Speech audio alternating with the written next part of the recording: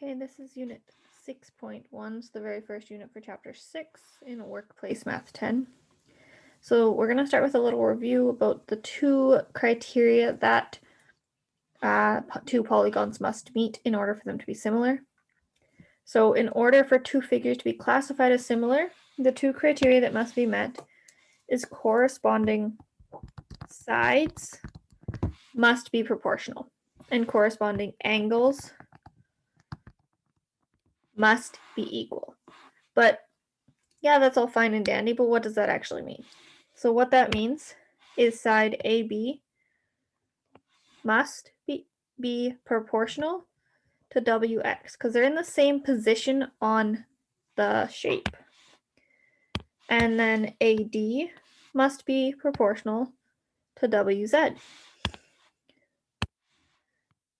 DC must be proportional with ZY. Okay, and then last but not least, BC must be proportional with XY. So the ones that are color-coded the same are the ones that are in the same position. But you can't just test one set of sides and see if they're proportional.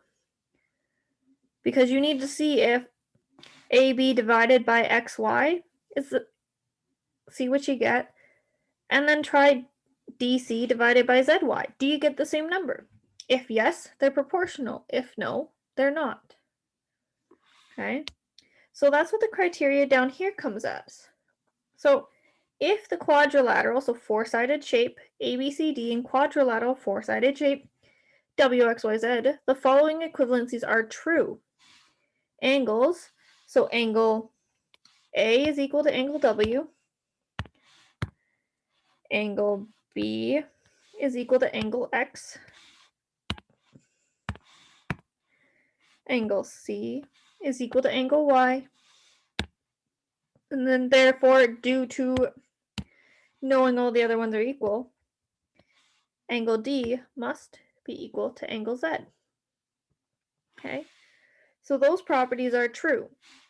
So they are similar in the sense that so far we're good, so all angles are equal, corresponding angles are equal.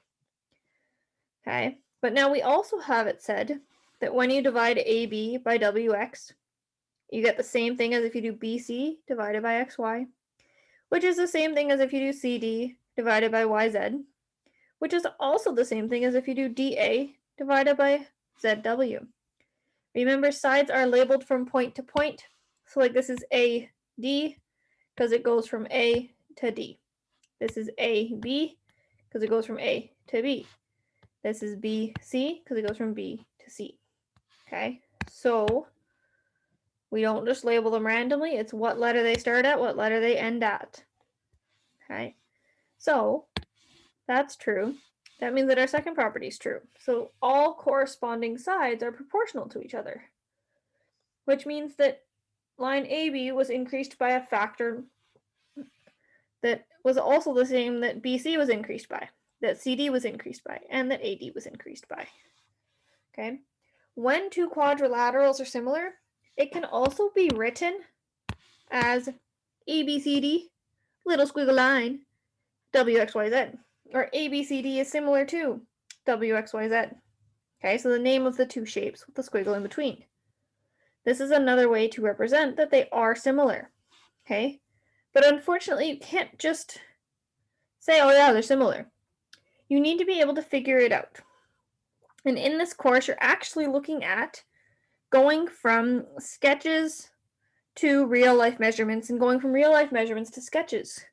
Because being able to draw something that's accurately to scale is a very important skill to have. Okay, so this is an example problem we're going to do together.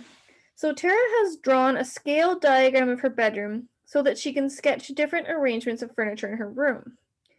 On the diagram, the walls have the following lengths. So we have this one is 8.5, 6, 6.5, 2.6, 2, 3.4. Okay, that's all pretty straightforward. So far, we can't really do anything with this. However, down at the bottom, we're given the longest wall in her room is actually 12.75 feet. But what do we do now? Because now we're at feet, before it was inches. Can we still work it out? Okay. What do you guys think? Can we work it out? Okay. There are two ways you could do it.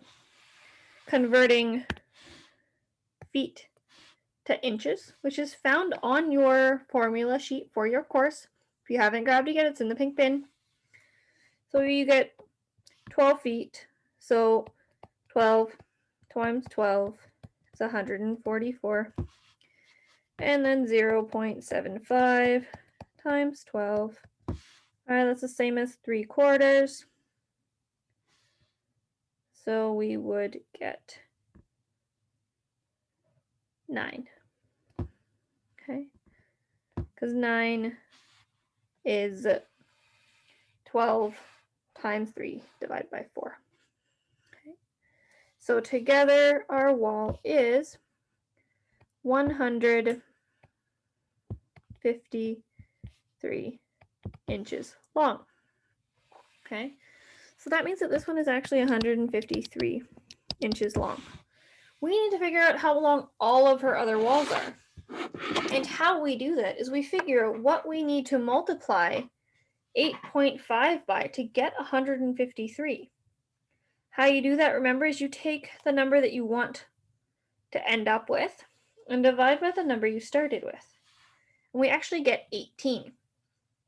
So we know that everything was increased 18 times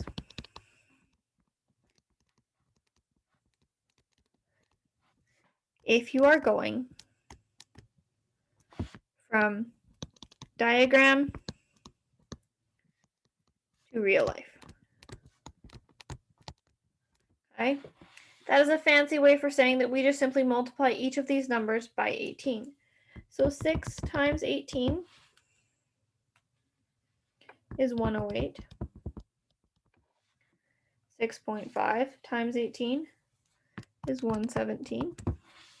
2.6 times 18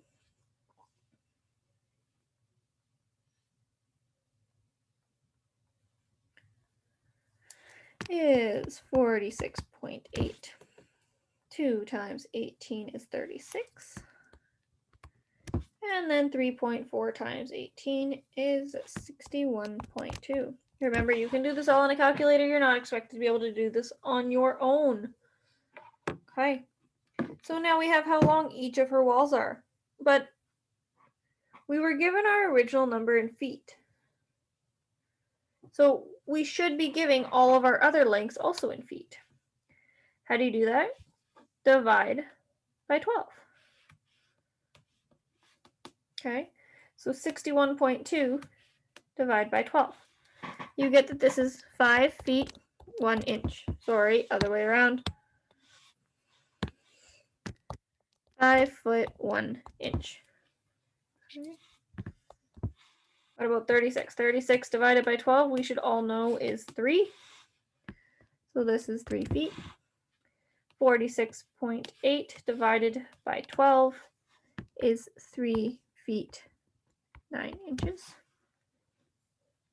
Okay.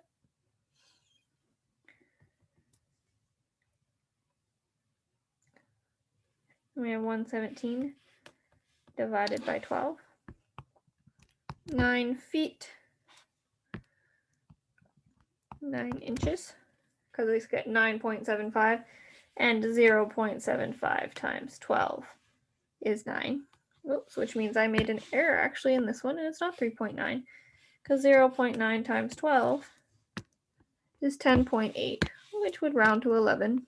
Okay. That also means I made an error in the first one. I am so sorry.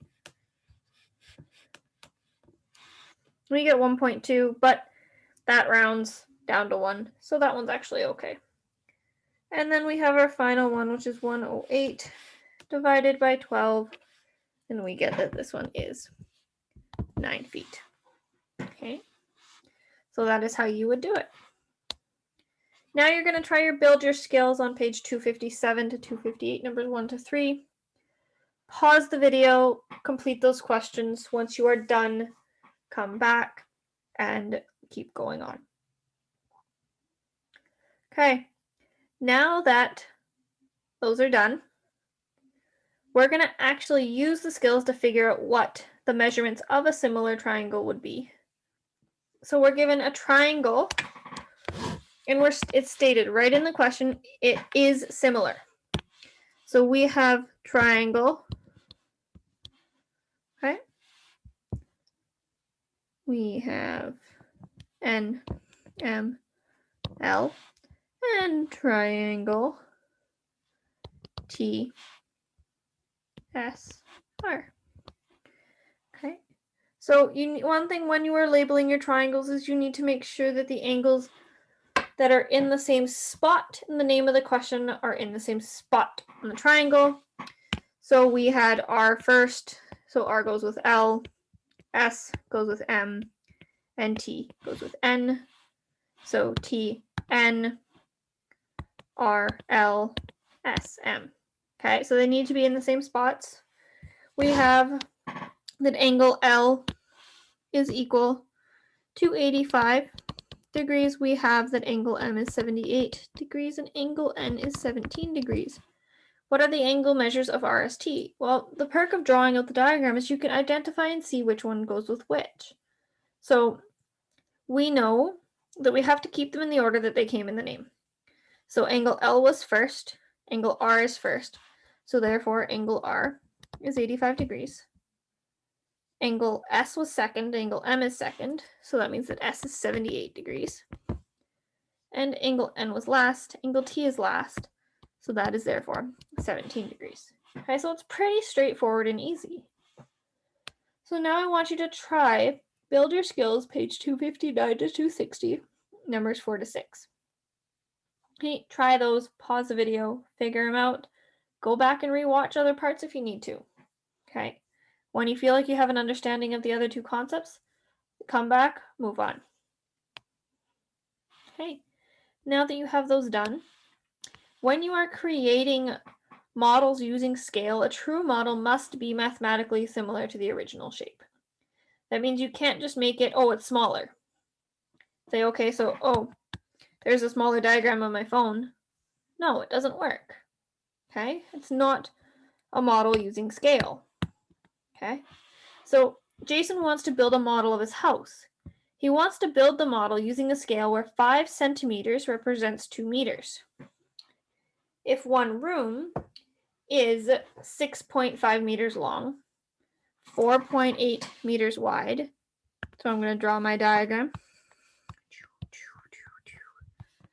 It is a room, so it is 3D. Okay, it is 6.5 meters long, 4.8 meters wide, and 2.8 meters tall. But we need to know what the dimensions are in the model. So remember to convert your units to the same. So 6.5 meters. How many meters are in a centimeter? There's 0.01 centimeters in a meter, or there's 100 centimeters in a meter. So if we're going from meters to centimeters, we can use our way of canceling out units. We know we have 100 centimeters per 1 meter. That's actually like multiplying by 1 because those units are equal. So it's one way to convert units. We get 6.5 times 100 divide by 1. But when you divide by 1, you get the same number as before. Our meters now cancel out because they're on the top and the bottom. We end up with 650. Okay. We can do the same with 4.8 and 2.8.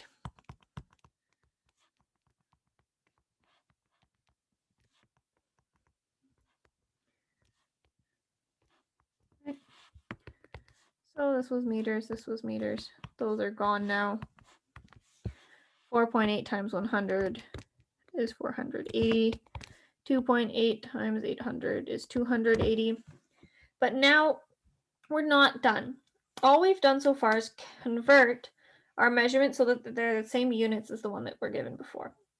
But if we have 650 centimeters and every 5 centimeters represents 2 meters. Okay, what do? Well, we need to figure out how many 2 meters we have. So if we do 6.5,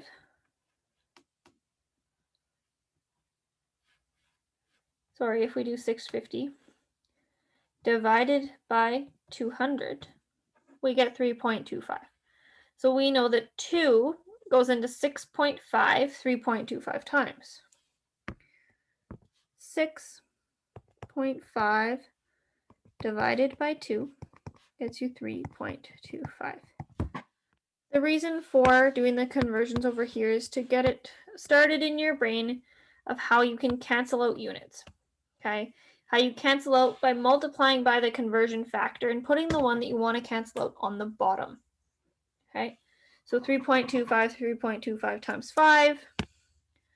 So times 5 would be 16.25 centimeters. Okay, if we want 4.8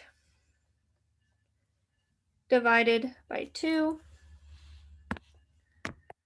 4.8 divided by 2 is equal to 2.4. 2.4 times 5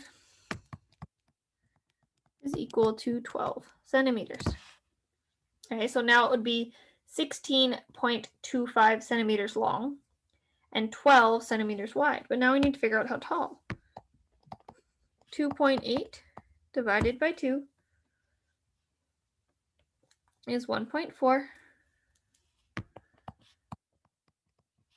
1.4 times 5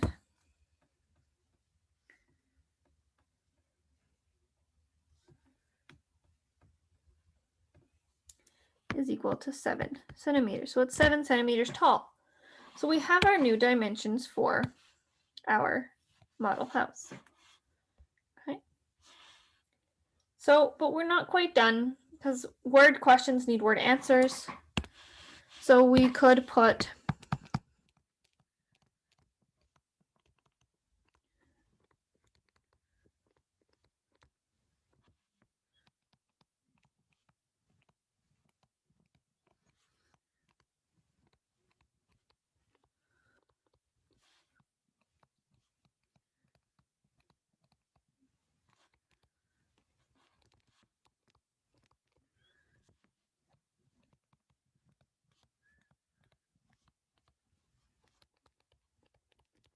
okay, so all I have done is taken what the last part was, what the actual question part was, so the what will its dimensions be in the model, and taken that and said the new dimensions for the model house would be 16.25 centimeters long, 12 centimeters wide, and 7 centimeters tall. Okay, so that would be my final answer. Okay, now you have build your skills on page 262, number 8 and 9. Make sure you understand how to do that before you move on to practice your skills, because you will come across questions like this in your practice your skills. Okay. Once you feel like you have a good understanding of the concepts that were covered, you can move on to practice your new skills, page 262 to 264, numbers 1 to 3, and then question 5. Okay. Good luck.